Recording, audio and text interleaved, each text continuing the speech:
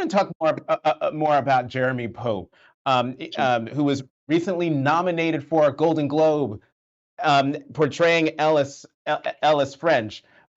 He said that after reading the screenplay for the first time, he said, "quote He wanted to protect you because of how much you put yourself out there." How did you protect yourself emotionally while working on this film? Because I know you've said that you can't even watch the movie before doing a Q&A about the movie. It's so painful. I'm still figuring out how to protect myself emotionally, to be honest with you, because this is my first fiction film. I'm so grateful to be on a platform like the Washington Post. I subscribe, I read, I love the Oh, Washington thank Post. you. And my husband is from PG County, Maryland, so we are, a part of our family. That being said, I've never had a work of art with this level of scrutiny, and it also is a work of art that's about my life. And Mhm. every day is a process of understanding what is too much exposure, what do I need to protect.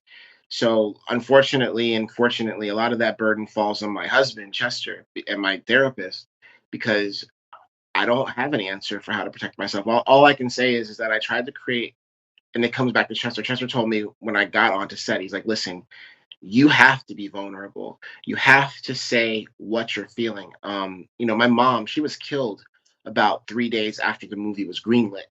And I very much made this movie, I made it for the world, but I very much made it to reach my mom. I knew that by casting a Gabrielle Union, that somebody would go up to her. That was her favorite actress. I knew that people Mhm. would go up to her, look what your son did, watch it, and I was hoping that she would watch it and it would change her.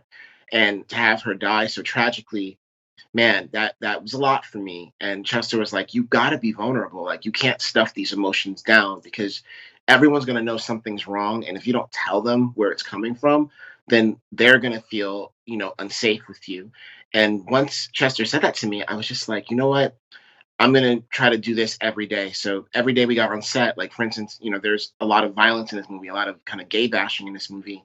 Not a lot, but it happens. And Mhm. I remember that shot those scenes. In any traumatic scene, I would go to the crew and I'd be like, "Listen, guys, like I know we don't have enough money, we definitely don't have enough time, but we're all my crew is very diverse. They're black and queer, and they're white and they're female and they're male, and everybody's gone through some form of trauma that's in the script." And I was like, "Listen, guys, just tell someone how you're feeling when you're feeling it. Tell me if you need to tell me, but don't just walk around being triggered by this without saying something. Even though we have to rush, we still have to take care of each other."